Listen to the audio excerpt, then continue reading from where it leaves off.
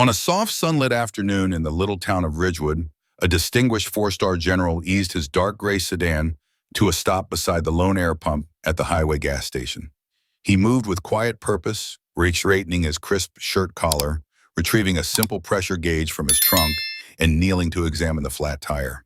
There was nothing hurried or showy about his actions. To any onlooker, he might have been a retired school teacher or a kindly neighbor tinkering in his own garage. Yet Ruth, the elderly attendant behind the glass counter, felt a pang of unease. He neither entered the store nor offered a friendly wave. Without a word, she lifted the receiver and reported black male loitering suspicious alone, carefully omitting any mention of the genuine reason he stood there, a flat tire awaiting repair. Across the narrow road, 16-year-old Caleb sat in his cousin's parked pickup, the air thick with heat and dust. He watched the general's steady backlit silhouette and felt an old instinct stir a memory of a battlefield calm he'd once heard described by his uncle, a retired infantry sergeant. Gently, he lifted his smartphone and began to record, sensing that the simple act of fixing a tire had become far more than a roadside chore. The general, oblivious to the phone's gaze, rose, wiped a faint trickle of sweat from his brow, and opened his door, preparing to drive away. He did not yet know that Ruth's offhand call would summon suspicion in uniform and set prejudice into motion. In an otherwise tranquil town that prized its stillness, this ordinary errand had just become an unexpected spark. The shrill wail of sirens shattered the afternoon stillness in Ridgewood as two squad cars screeched onto the gravel beside the gas pumps. Without warning, Officers Logan Price and Colin Murphy leapt from their vehicles, lights still flashing, though nothing urgent loomed. They advanced toward the general as if danger had already been declared. Remaining calm, he stood with open palms by his sedan and in a steady voice asked, "Officers, can I help you?" Price did not pause to reply. With a swift, rough movement, he yanked open the car door and seized the general's arm. Taken by surprise, the general's foot slipped on the curb and he tumbled onto the hard pavement. Steel hissed quietly under the tire he had just inflated, as though it too objected to the force. Murphy closed in without a word, wrenching the other arm behind the general's back and pressing his cheek firmly against the cool metal of the car's panel. Through the clatter of approaching footsteps and the buzz of the squad car lights, the general lifted his head and with unruffled composure announced, "I'm General Franklin Tate." Price responded not with deference, but with a contemptuous smirk. "Nice story," he scoffed, "but you don't look like a general." No questions were asked, no courtesy extended, only unspoken suspicion rooted in the color of his skin. All around them, the quiet town watched, some from behind the store's windows, others from the open doors of passing vehicles. No one stepped forward to offer a word on the general's behalf. Yet the man on the ground did not retreat into fear or anger. He lay still, gathering himself, radiating a calm resolve that spoke louder than any cuffing or scorn. In that charged moment, the officer's actions made clear that in Ridgewood, assumptions had already become verdicts, and force was the first response rather than last resort. Handcuffed and coated in flecks of tire rubber, the general is hauled upright with practiced efficiency. Caleb, crouched across the street, doesn't lower his phone. He captures each deliberate move, every guarded glance exchanged between the officers. Inside the station store, Ruth Henderson remains glued to the window pane, her refusal to step outside a silent confession of unease. The general's leather ID holder finally emerges only after Officer Murphy rifles through his jacket pockets. Price glances at the embossed credentials, granting them barely a second's consideration, then dismisses the proof with a contemptuous shrug. People can print anything online these days. He double locks the cuffs, metal clicking shut, like a verdict rendered without trial. As the patrol cars pull away, no sirens wailing, no sense of genuine urgency, Caleb lowers his phone, feeling the weight of an entire town's silence pressing in.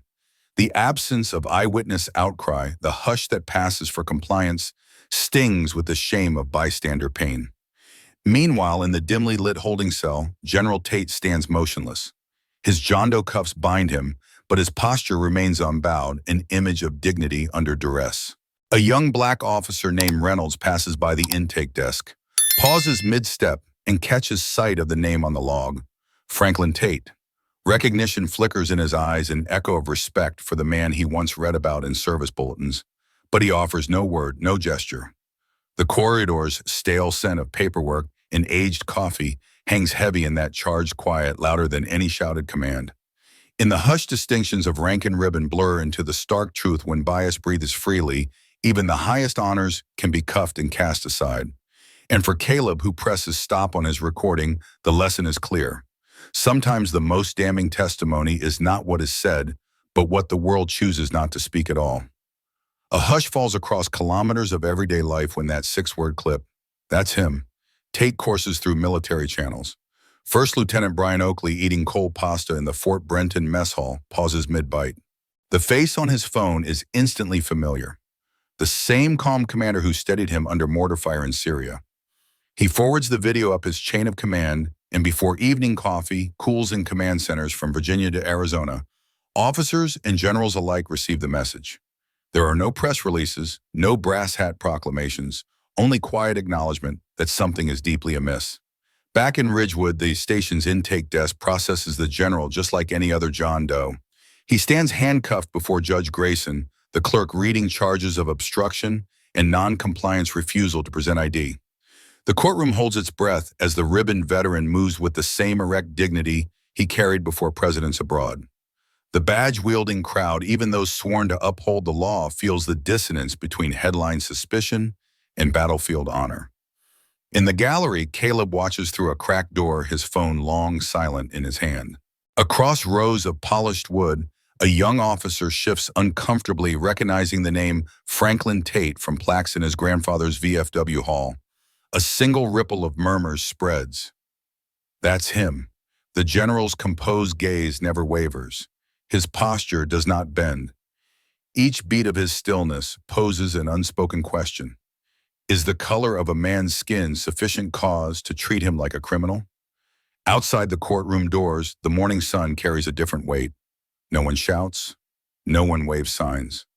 What spreads instead is a subtle gathering tide of conscience across stations, bases, and neighborhoods, asking whether prejudice has overtaken protocol.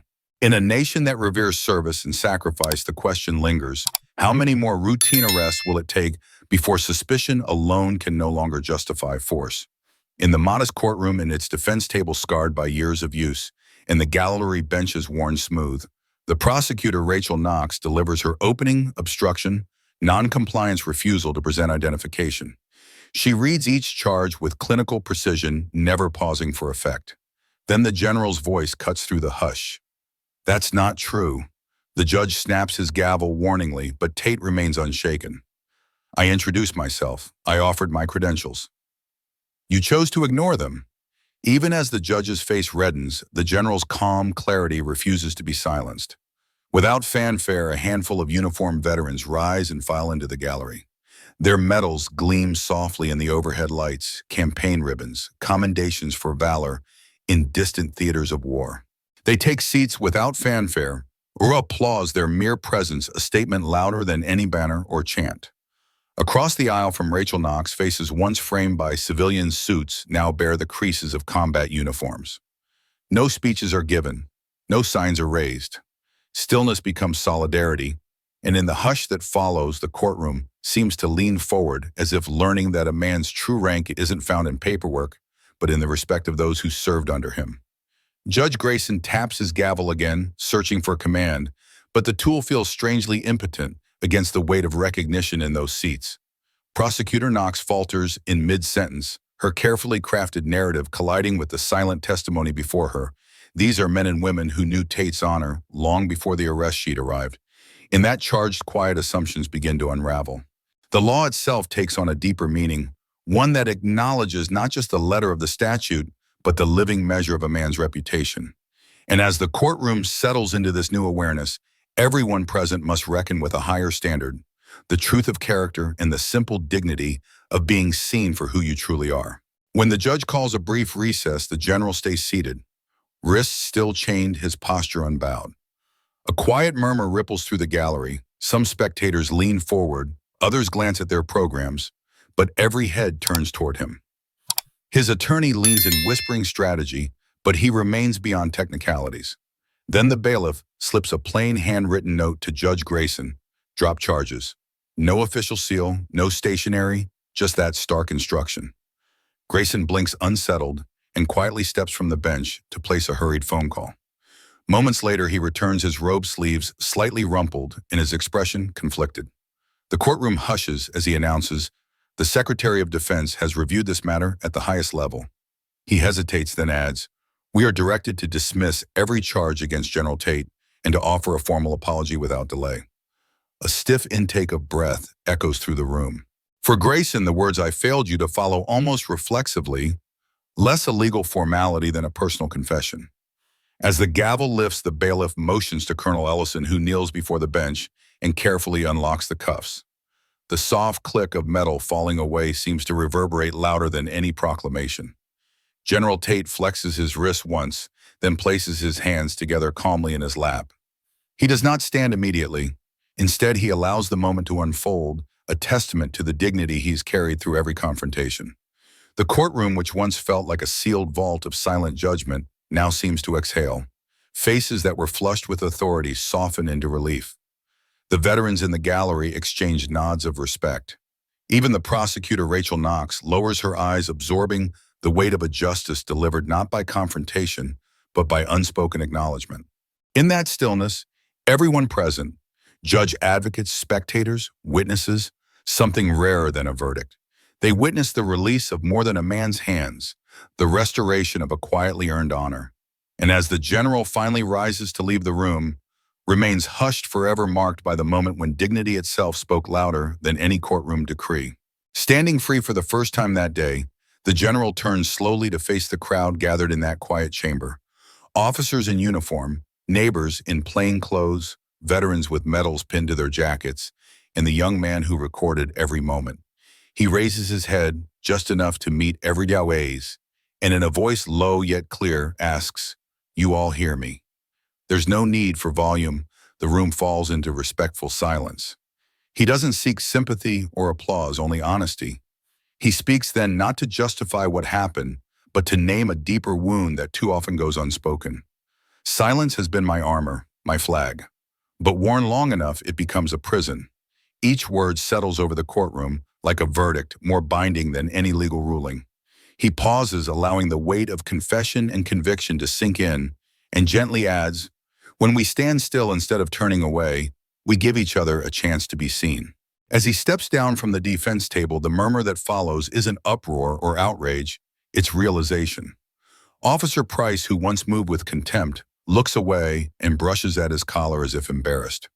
Prosecutor Rachel Knox presses a hand to her throat and wipes a tear from her cheek.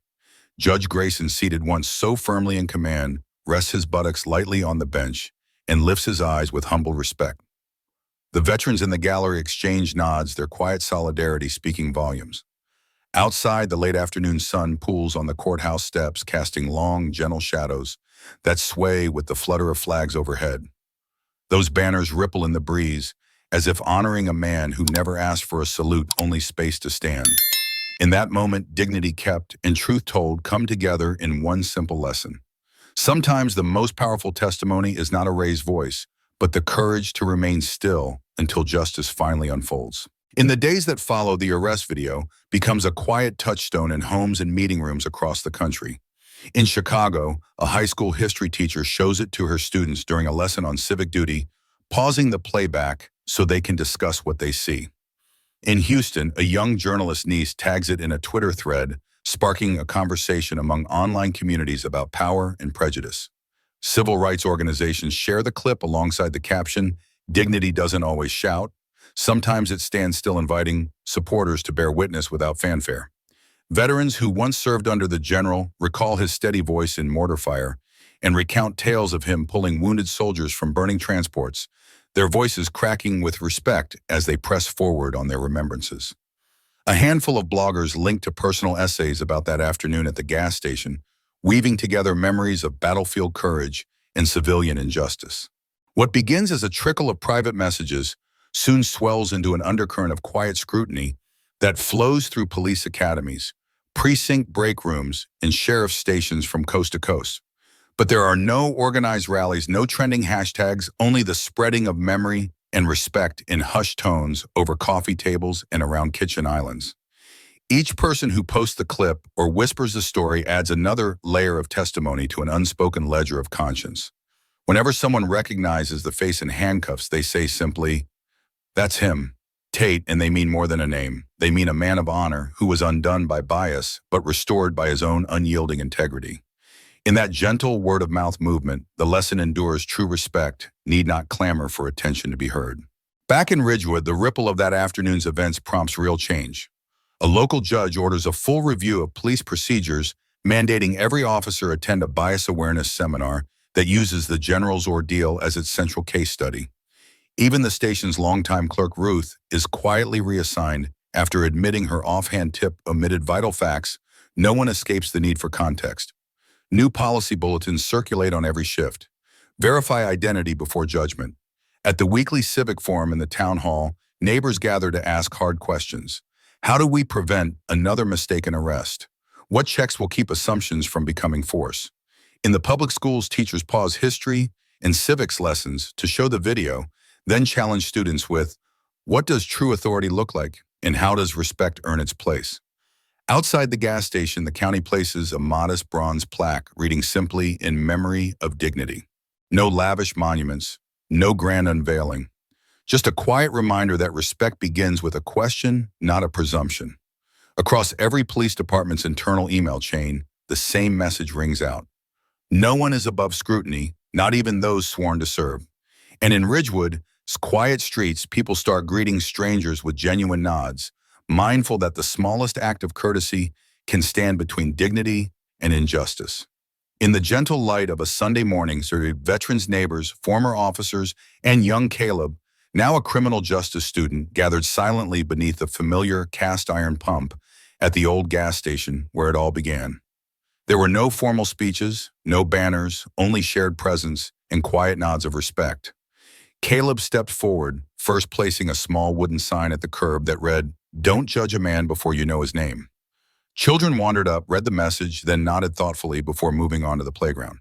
A retired Navy medic knelt to lay a simple wreath of white daisies, his hands steady even as memories stirred. Across the gravel, the general watched from a respectful distance, his shoulders relaxed, his posture true. After a moment, he turned and walked away. Without fanfare, his dignity entire and his message clear to those who remained. In that stillness, everyone understood what he had shown the world. True justice is not proclaimed in courtrooms or headlines, but measured in moments of compassion and mutual recognition. It lives in the courage to pause to ask a simple question, to see another person's worth before acting. And perhaps most of all, it resides in the quiet conviction of one man who stood still, forcing an entire town and then a nation to look a little closer and remember the power of respect. This story reminds us that true power lies in daring to ask questions, even when no one demands it. By standing silent and holding fast to his dignity, the protagonist condemned the deepest prejudices without a harsh word. The message is that each individual's action, even seemingly small, can spark great change when they choose not to turn away. Now we invite you to share your personal views. How do you feel about justice being awakened in silence? Have you ever faced a situation where you had to stand still to protect yourself or someone else? And finally, when do you predict racism will truly end? Leave your thoughts in the comments below. Silence or speech, both represent a choice, but only when we all join the conversation and share our hopes can society paint a future without the boundaries of skin color.